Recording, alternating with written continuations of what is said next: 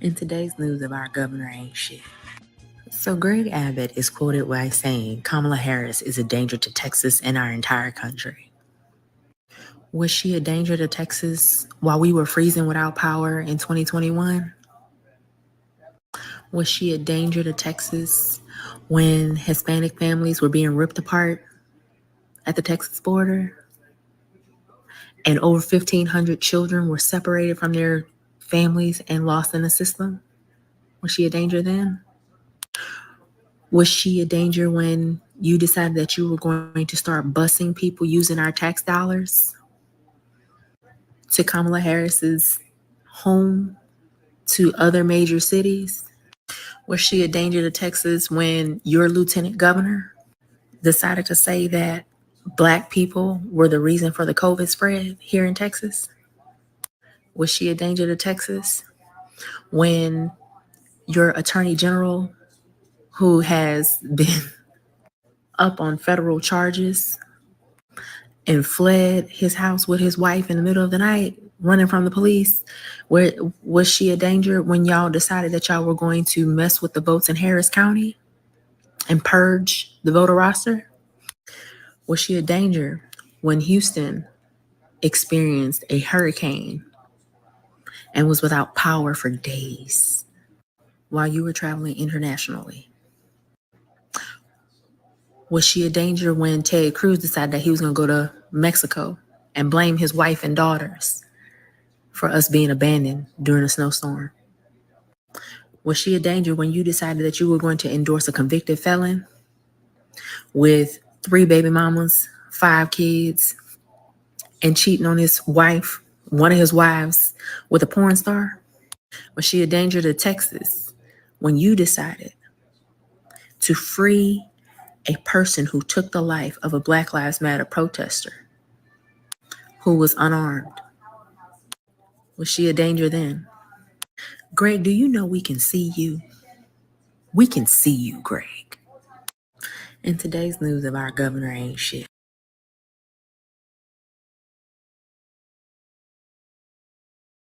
Uh, yeah. She, it's something to be said about being able to just break somebody down, read them, as they say, in such a calm manner. It really is. And look, they were trying to just a few weeks ago, the governor left the country when Texas was going through that crisis, and what made that so bad was the president was trying to send aid. And apparently, before the president sends aid to a state, the governor has to sign off. He cannot send the aid. And the White House frantically, for days, apparently, was trying to reach Governor Abbott.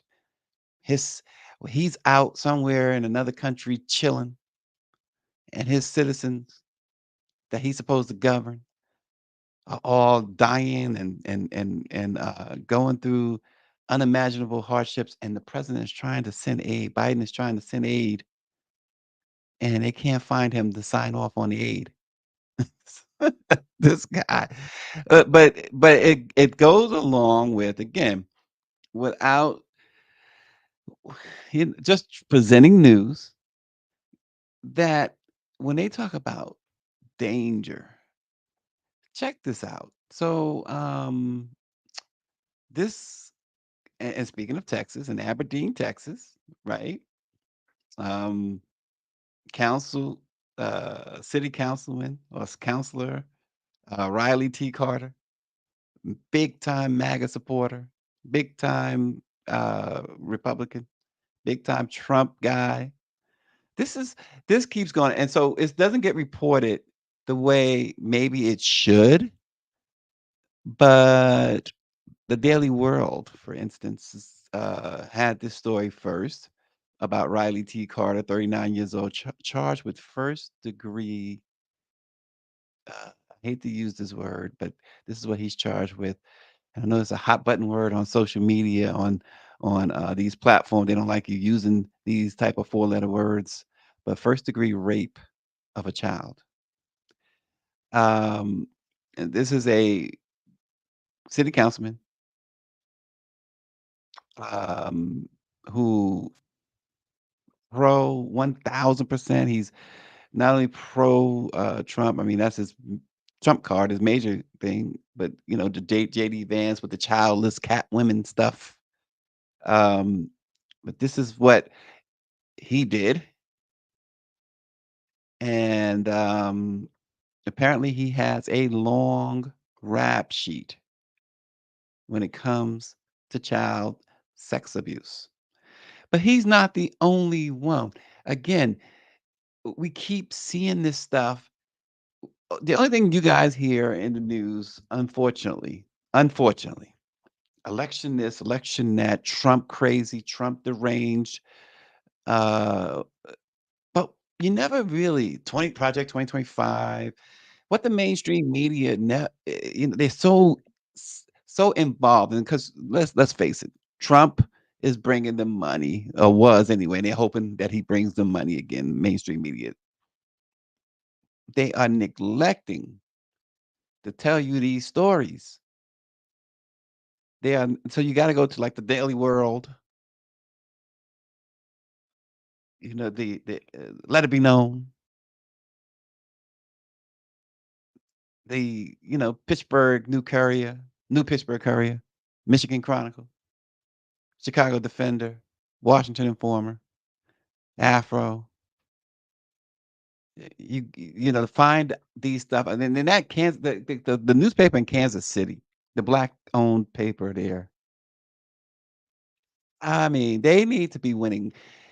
They won't, and they should be winning multiple Pulitzers. Young staff, um, black, black owned, and they have broken news constantly, and people are not paying attention to it. And we get that. We get how, and we obviously we've been covering the election a lot too.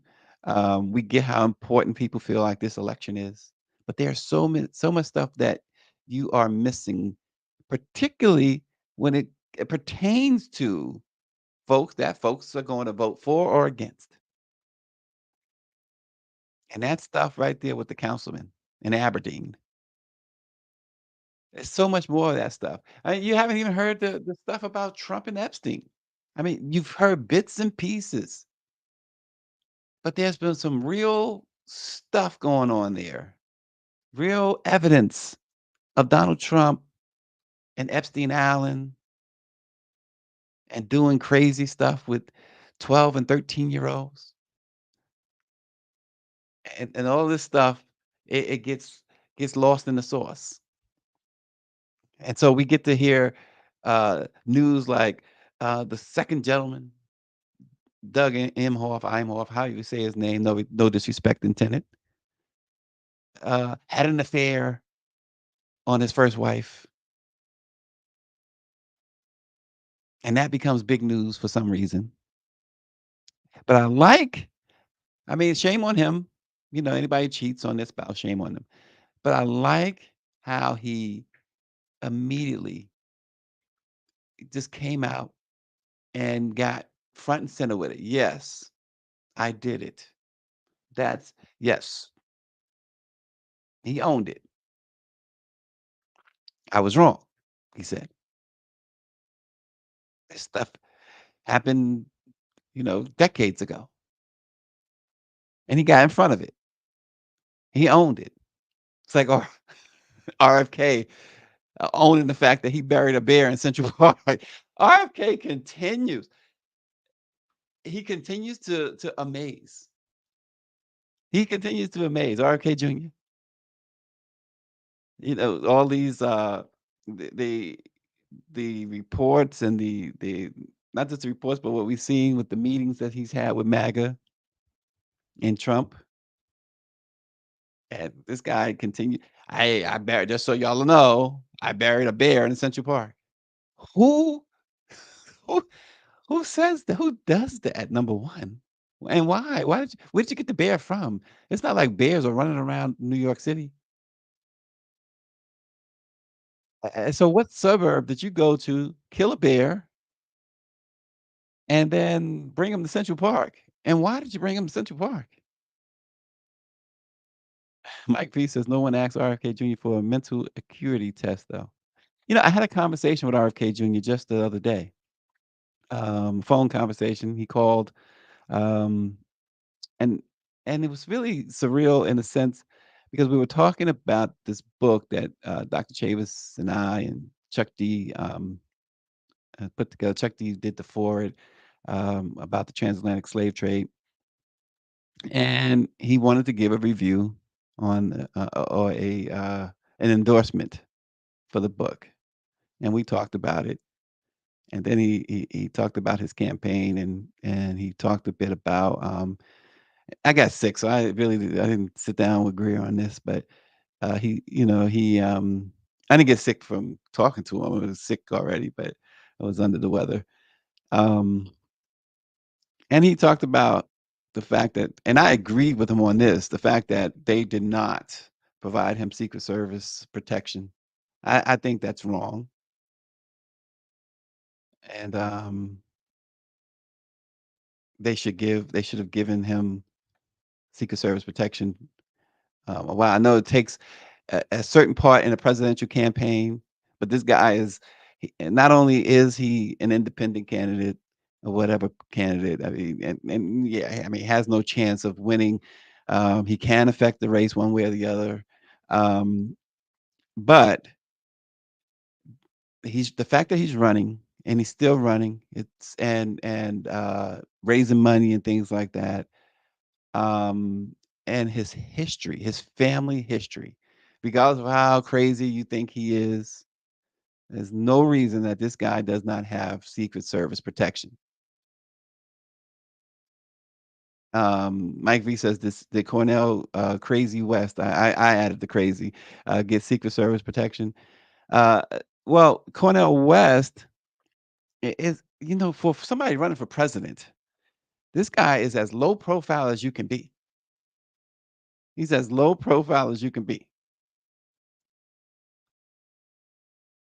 So, I'm not okay, so somebody's filing for bankruptcy. Power 96. By the way, before we get into Power 96 was up early this morning. I don't know if he was on the grill or anything like that early in the morning, but he did mention the fact that today is August 5th, which is the unofficial, he calls it the unofficial black holiday. It's the Montgomery Brawl or Mollywop took place on this day a year ago. He says, please celebrate accordingly. I got my chair. Oh man. Okay, so he mentions that mate it's the mainstream media. He says maintenance media, and I like that.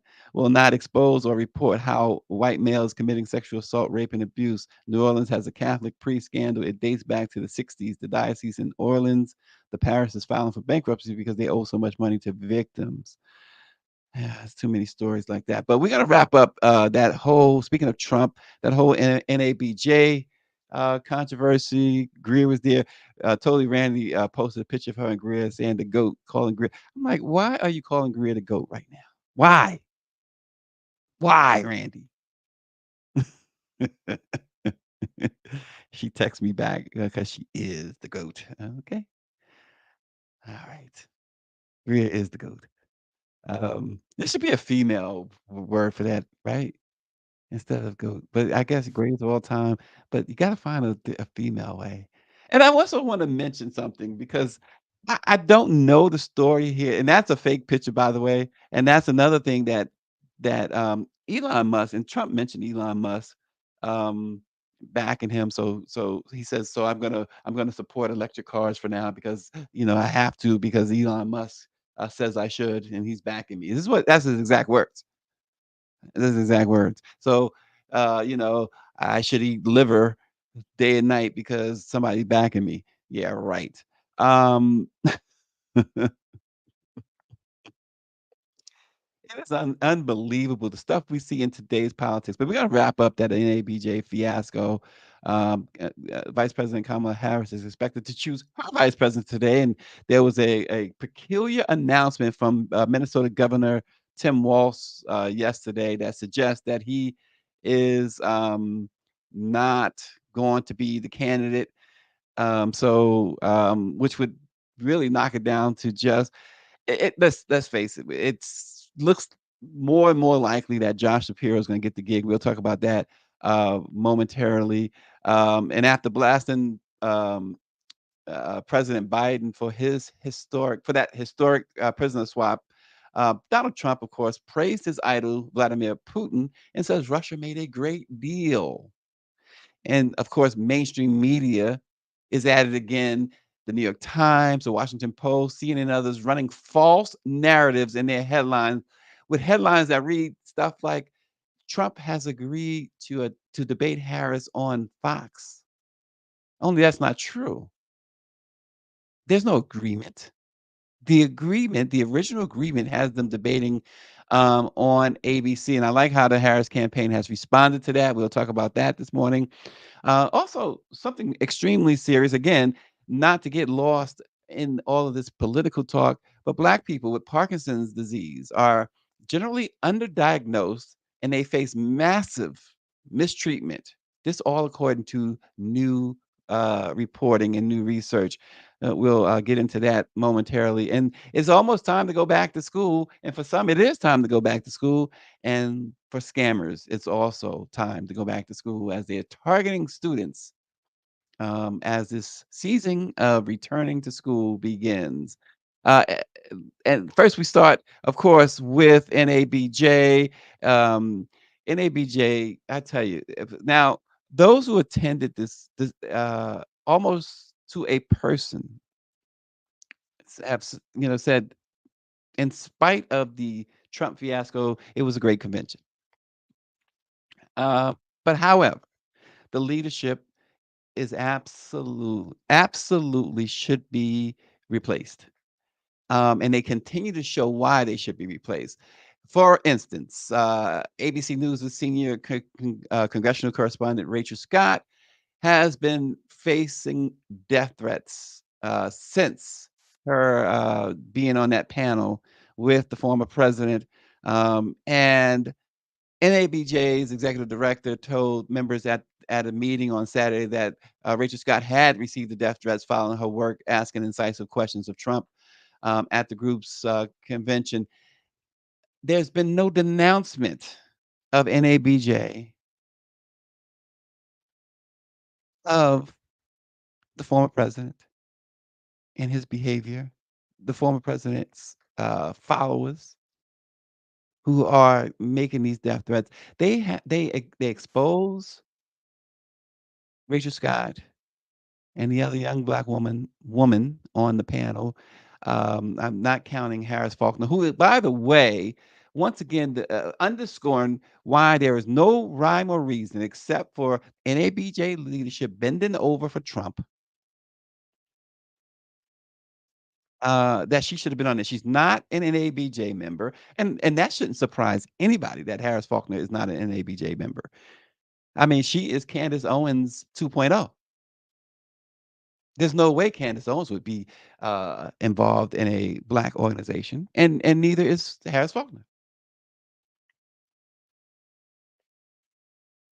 But she again disgracefully Harris Faulkner attacked or criticized, joining other MAGAs and criticizing Rachel Scott. No one, this this great journalist Rachel Scott has had to endure. It's not like she got paid to sit up there. Had to sit up there and endure such hate, such disgust, such disparaging, such and ABJ says absolutely nothing. The leadership, Mr. Lemming, I mean, it's obvious. Somebody said they were looking into his voter rolls, his voter history, or whatever. But it seems more and more that he, and perhaps even Tia Mitchell, I don't know. Perhaps they are, one of those black maggots for Trump. You can only surmise that. I mean, it might not be the case, but they are certainly behaving that way. And they did put out Mr. Lemon and other, I guess others on that board put out a statement um, telling folks that they need to leave Tia Mitchell alone. But she had continued to stoke the flames. I'm sorry. I don't know her personally, but I know what I saw over the past week was her stoking the flames, kind of, you know, b- nitpicking and picking at the scab, as it were. And I don't see, I didn't see. Maybe there were tweets that were derogatory. I didn't see them. All I saw was her being taken to task, rightfully so, for what they did. They even had people who worked hard, put together panels. They had them canceled because of that nonsense. Trying to, trying to, um, play this, looking for this MAGA approval. Generally, some black folks, they have this thing. They got to get white approval. They got to get applause from white folks. And in this case, they were looking for MAGA approval. They even went as far to try and denigrate the vice president. This is the leadership of NABJ. And yes, Mike V. And that's another thing. Learn from not just past history, not just like ancient history, recent history. Trump throws everyone under the bus. He threw Governor Kemp of Georgia under the bus, and it proves just how far, as Mike V says, he's willing to go. You're not getting, Mr. Lemon, you're not getting any loyalty from MAGA, and certainly not from its leader. But um, NABJ went to an all-time low for that organization, and I'm not sure unless they, and it doesn't seem like there is going to be a change of leadership, but I'm not sure they'll recover from this.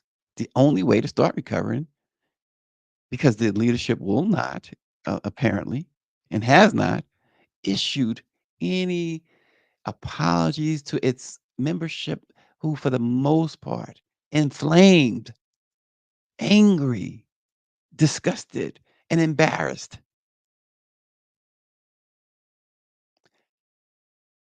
And yet, they issue statements defending their selection of the former president to come there. They issue nothing. And he gets on stage and immediately starts embarrassing NABJ, dissing them about their sound, about them being late when of course, we hear the stories now that he was objecting to being live fact checked. One story said that Mr. Lemon was about to go out and announce that, which he should have, that the panel had been canceled, that the former president, and ABJ could not agree, and that he would not appear. And then, as he was about to do that, Trump walked out on stage, according to one report. We do know again that they did not and should have. And again, Rachel Scott, I don't know the other young lady from, was it Semaphore, whatever she was from. She asked a pretty good question. I don't know her. I certainly, other than the one question, it was we didn't have enough to form really a strong opinion as to whether or not she is good at her job or not in a situation like that. But but certainly Rachel Scott was not having, as Bernie Mac would say, she was not having the bull. And um, Harris Faulkner was just a plant there and disgustingly pandered to the former president, disgustingly so. Um, Again, I've seen language on social media that aptly describes what she was doing that we will not repeat here.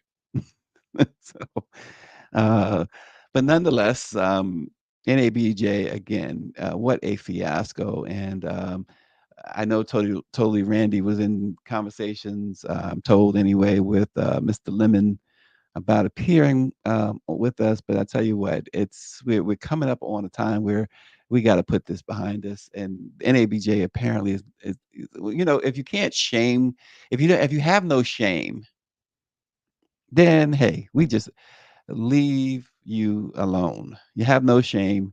You can't. You won't. You've decided not to back Rachel Scott. You've decided not to back that other young lady on that panel.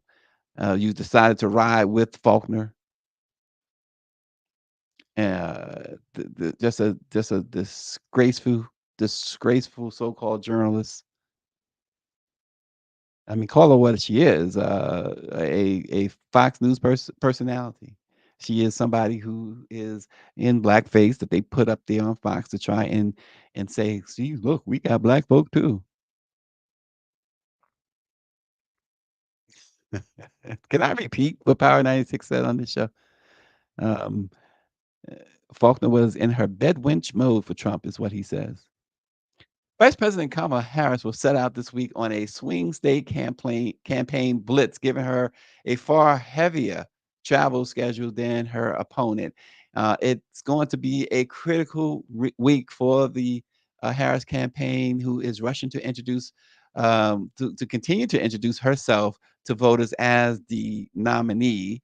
With just 3 months until election day, it will also be the first time she will appear with her yet to be announced running mate. Starting tomorrow, she will campaign across 7 swing states over 5 days, one of the heaviest weeks of the campaign related travel in the general election. Her team has vetted 6 contenders to be her running mate. They are Kentucky Governor Andy Beshear, Transportation Secretary Pete Buttigieg, Senator Mark Kelly of Arizona, Illinois Governor J.P. Pritzker, and well, we know about Minnesota Governor Tim Walz, and of course, Pennsylvania Governor Josh Shapiro, who seems uh, to be the choice. Um, he and Kelly met separately yesterday with the vice president, and there's what we're told, what I've been told anyway, is that there's going to be a video release of who the vice president is, perhaps as early as today, but certainly by tomorrow. And it looks like it's down to Shapiro and Buttigieg, and it looks like it will be Shapiro. I mean, we saw the video that was apparently paid for, or at least led by the mayor of Philadelphia, and they issued a statement after the video dropped, saying that no, this is not saying that she picked Shapiro. This is showing our support for her picking Shapiro, but it mentioned him as vice president in a very candid and prominent way. Um, but not only that, she's going to unveil this choice in Pennsylvania. And now, I mean, it doesn't when it comes, certainly with Buttigieg being the transportation secretary. That doesn't totally rule him out that she's doing it in Pennsylvania, but it only stands to reason, even if you just go on that tea leave, as they say, it looks like it will be Josh Shapiro. And that raises some issues for some people. Shapiro has, by all accounts, done a fantastic job governing the state of Pennsylvania. They need the state of Pennsylvania for sure. And the latest polls, if you believe the polls, do show that the vice president has made up the ground lost by President Biden in the state of Pennsylvania, and now uh, it's pretty much a dead heat in Pennsylvania. And also, she is on the popularity poll. She has a 10-point lead on Trump as far as popularity is concerned in the state of Pennsylvania. All these polls. I don't understand if you're popular. Well, I mean, I guess you get it. I guess you can get it that if you're popular doesn't necessarily mean that you're winning in that particular area. Um, it seems like you would. Pennsylvania does have a black lieutenant governor. Um, but no matter who she chooses, whether it's Buttigieg or Shapiro, they're going to officially kick off as running mates tomorrow. And so everyone looks for her announcement. Now, of course, Donald Trump, when he was at NABJ, said that the vice president doesn't really affect the race.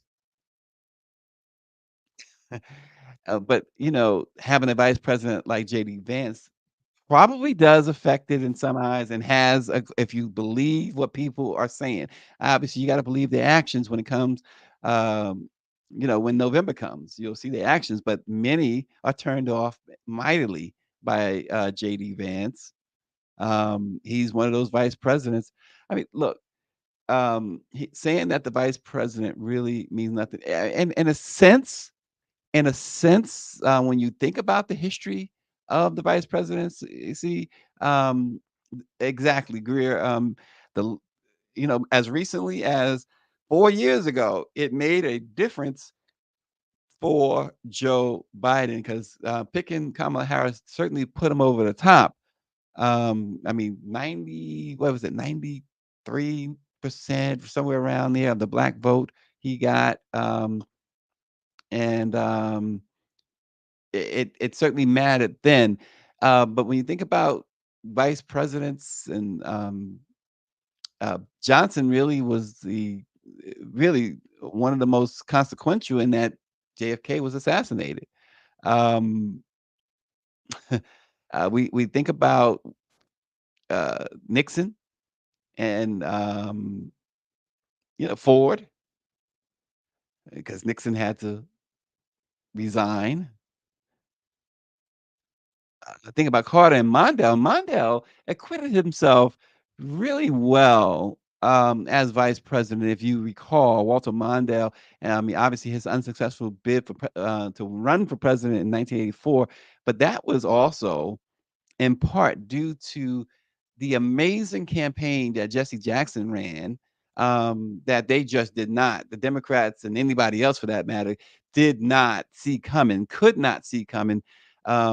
This was the first real black challenger to the presidency, and Jesse really won a whole lot of delegates. And we remember in that 1984 Democratic National Convention where he lit that place on fire. Um, with one of his most memorable speeches, and it really impacted the race in a big way. After that Democratic National Convention, in which Mondale was officially the nominee, folks began in the Democratic Party saying that, wait a minute, perhaps Jesse Jackson should be the nominee, and that might be the silver lining here with Biden dropping out a few weeks ago before the convention. Because look, in these couple of weeks that the vice president has become the the presumptive and now the official nominee, she got the delegates needed now officially. Before that happened, obviously this was a race that the Democrats were badly being beaten. There were even predictions that this was going to be a landslide victory for Trump. And now, just in the last couple of weeks, the predictions from many, including those who supposedly have perfect track records in predicting these elections, now they are saying that it's going, as it sits right now, if the election were held today, Vice President Harris would win in a landslide. Um, but Mike V says not just even lieutenant governors, not just VPs, but even lieutenant governors are now making an impact. That would explain why Governor Whitmer chose Garland Gilchrist and why Shapiro chose Austin Davis and why Hochul chose Delgado. Yeah, this seems to be. I mean, we remember. Yeah, tomorrow we do a poll about whether or not this transition was planned. That's a good question. And so, that's yeah, we'll talk about that more tomorrow. But um, you think about like Dan Quayle was so inconsequential. Um, Al Gore was not. Bush Senior became president, but was not popular. Was not really popular at all. Al Gore, you want to go back to who a real stolen election. That was that in 2000. And so, but of course, Biden being in politics all these years as Obama's vice president, and then we know there was Mike Pence under Trump, and Trump wanted him hanged at the Capitol on January 6th. So uh, there, there you go. So, and speaking of the twice impeached and 34 times convicted former president, he condemned Biden and Harris for their prisoner swap, getting Americans home. But he commended his idol, Russian President Vladimir Putin, over the prison swap. He says that the Russian leader got the better end of the agreement. He says, I'd like to congratulate Vladimir Putin for having made yet another great deal. That in itself, see, and this is where American politics have gone down the toilet. Um, because in the past, that would automatically disqualify you as to become president. Um, that itself, it's more of him with the classified documents and according to the House of Representatives, selling secrets to enemies. This is what their investigative panel apparently found. The House of Representatives in their investigation found that he sold secrets, American secrets, to enemies, and of course the classified documents situation. And now, once again, in a situation like this, praising uh, the Russian leader, and Mike V says a complete national security risk. That is, yeah, it should be, and it used to be, I should say, not whatever it is, but it used to be something that you just couldn't do. In fact, um, if somebody, if a civilian did that, you would get a knock on the door from the Secret Service, or at least a phone call from the Secret Service, and they would want to do some sort of interview with you on such a statement. Um, but yet, this guy running for president does that. And think about this too. Now, the 34 convictions, despite what the Supreme Court has said, the 34 convictions still stand as of right now. And it doesn't look like there will be any, even a move to vacate those convictions. How does one get not only a security clearance, but how does one get access to the nuclear codes with those convictions? Uh, Folks with misdemeanor convictions have a hard time getting a job that pays $10 an hour, let alone you think about somebody who with 34 felony convictions being the president and having access to those codes. It's pretty interesting. Again, where American politics have delved, have how they've gone. Now, here's the other part of speaking of this whole Trump stuff. Uh, he claimed, of course, on Truth Social that if Vice President Harris does not agree to Fox News debate, then he will not debate her. Okay, and that's fine. But the mainstream media, the headlines, Trump agrees to debate Harris on Fox.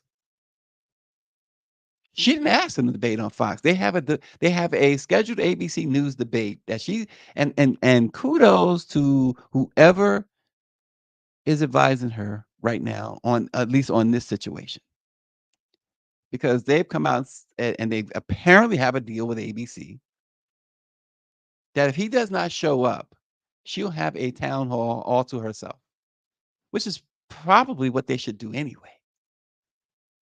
But for them to push again, it's so disgusting of mainstream media, of media who used to, the old gray lady, they said, the New York Times, or the Washington Post, to run headlines that's the headline suggests that she's the one backing away from it. Now, remember, and we talked about the disgusting Harris Faulkner, $787 million that Fox was ordered to pay their political coverage on and for misinformation that included the debate last election cycle. They lost a $787 million lawsuit. Fox should be nowhere near a debate. There, in fact, uh, Kamala Harris would be playing for a losing team if she decides to go on Fox News. I mean, I'm not the biggest ABC News fan, but they're not Fox. And if Rachel Scott is going to moderate the debate, I'm all for it. But they right now they are sticking to their guns. It's ABC or nothing for Biden. And in a brand new CBS News poll that just came out, uh, they showed that a couple of weeks ago Biden was trailing Trump by 5 points, and now Harris holds the lead over Trump nationwide. And yeah, exactly, Mike V. If you go to Fox, Harris Faulkner and Sean Hannity would probably be the two moderators. Why would you go into the den of vipers like that? It doesn't make any sense. A few years ago, the organizers of one of the largest U.S. exercise programs for people with Parkinson's disease realized they had a problem. Most of the students were white. David Levendahl, the program director for Dance for PD with the Morris Dance Group in New York City, said that we are always asking who's not in the room. He says, why are they not in the room? Levendahl and his team decided to go to work on that, and they hired more instructors who spoke Spanish and Mandarin and translated marketing materials, which boosted the number of participants from Hispanic and ethnically Chinese communities. But efforts to recruit Black participants haven't been nearly as effective. Exercise is considered fundamental to the treatment of Parkinson's, with studies showing it can alleviate symptoms of the disease and improve mobility, flexibility, and balance. But people who run Parkinson's exercise programs in a handful of cities describe great difficulties in recruiting Black people. Leventhal said, in Parkinson's, movement is medicine. So if you're not figuring out how to engage communities in movement, it's basically like withholding medication. If this were a pill, there would be an uproar. And a study showed that after 6 months of exercise, participants' dopamine producing neurons, the kind destroyed by Parkinson's, grew healthier. This year, more research showed that there was a paradigm shift in which exercise would be individually prescribed as medicine to patients at an early stage of the disease. And that's why people like Eric Johnson, who founded Movement Revolution, said he's frustrated. He said his Chicago area initiative offered a free 6-month exercise program for Parkinson's patients and increased marketing in the Black community, but got little traction. They noted that the biological and genetic risk factors have long been understudied in people of African ancestry. Recent research identified a novel risk factor for Parkinson's in the population. Studies show that Black people are less likely to be diagnosed with Parkinson's. And some even point to doctor bias. For example, in an article published in Nature magazine, it concluded that bias can influence the evaluation of patients with decreased facial expressivity, which is a common Parkinson's symptom in which the facial muscles harden, which makes it difficult to smile, raise their eyebrows, and express their feelings.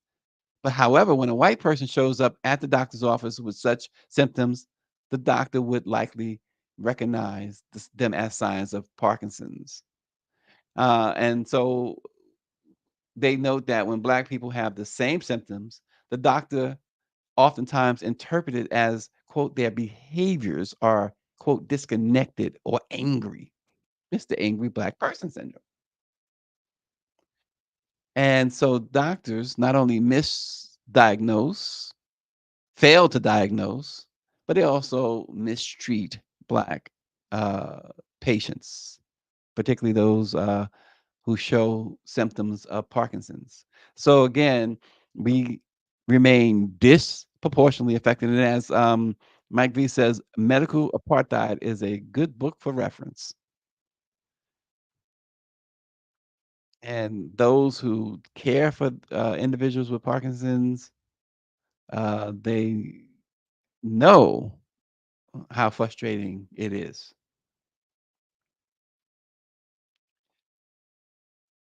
It's encouraged that folks, particularly people of color, really look into this, whether or not they have a loved one that is suffering from or living with, I should say, Parkinson's or any other related illness. You should look into it and educate. We have to educate ourselves on this and other of these illnesses. Well, it is time to go back to school for many. In fact, today in certain parts is the first day of school, and students aren't the only ones gearing up for back to school season. Security experts warn that criminals are also circling the date on their calendar and preying on students with a host of education related scams. Although young people are often tech savvy, experts say they may also let their digital guard down and are likely to fall victim to certain scams, just like senior citizens. The FCC recently issued an alert to students and parents, urging them to show caution when they're asked to turn over personal information. So here are some of the most common back to school scams to look out for, according to the federal government. School supplies, including textbooks and tech tools like laptops, which are costly. So it's natural to look for deals and discounts on classroom essentials. But when researching or searching for cheaper alternatives online, beware of fake stores that purport to sell discounted school supplies and textbooks because they are on the rise. Also, be alert to deals that appear, quote, too good to be true. And check the store's web address to make sure that it's authentic. In other words, if it says like Bangkok or China or someone, hey, you might want to think twice. Also, scammers try to mimic schools' online stores by copying and pasting their logos and other imagery to make the shops appear to be genuine. So the FCC and other governmental agencies are warning about that. These sellers, they oftentimes misrepresent what they're selling, or they'll take your money without sending you anything at all. When a seller on a marketplace or online store asks for payment through a cash transfer app like Venmo, for example, that's often a tip that they're trying to scam you, according to the FCC. And also remember that not every scholarship or student loan offer you may receive is genuine. And particularly now, with the Biden Harris administration continuing to find ways to forgive student loans, there are more and more um, s- these fake scholarships or student loan offers that are coming out. Um, Officials said cyber criminals are known to imitate banks, government agencies, and other lenders to target students in order to steal their personal and financial information. And their tech support also is something to watch for as well. They're warning, the government is warning that fraudsters also mimic a school computer technician nowadays. They'll commonly say they need to install educational software and ask students to click on a pop up window to give them access to their personal device. Students should never grant anyone remote access to their computers and never share their login credentials. Um, so you got to understand that the scams are aplenty. They're like job scams. Job scams, in fact, are up 118% according to this report. So you have to be careful. Scammers will ask for information that isn't typically required. For instance, when we talk about job scams, they'll ask for information that you don't really see in job applications, like your bank account number. And always remember, if you didn't initiate the contact with someone claiming to be a recruiter or a hiring manager, don't engage without first doing some homework about the purported job opportunity. You got to research the company and see also if there's any matching job openings. So, just parents and students alike got to be careful about these scams that are now reaching unbelievable proportions. Power 96 says college textbooks should be free as much as tuition is. Free college books will not hurt the college. 100%. And those books, they're so expensive, if I remember correctly. They are so doggone expensive. And so when you see, like, for instance, if you got to buy a $350 textbook, and someone online says, "Oh, I have that for $25." Beware, be aware. That's what we're trying to say. See, we try to bring you information you can use on Let It Be Known. That's what we try to do here, and that's why Randy says that Greer is the goat. Oh boy, living with the goat. That's a book, right? Oh, working with the goat. That's a great book. So anyway, be careful out there. And it is Monday. It is August, y'all. It is August. Wow. Have a great week, and continue to come back and join us. Subscribe to our YouTube page at LIBK-News. Subscribe. Danielle Pierre says, indeed, college textbooks should be free, especially since most of the professors are the authors of those textbooks. How about that? With that, Daniela, who regularly watches on Facebook, subscribe to our YouTube page as well. Tell your friends. LIBK-News on YouTube. Hey, thanks for watching, and we'll see you again tomorrow.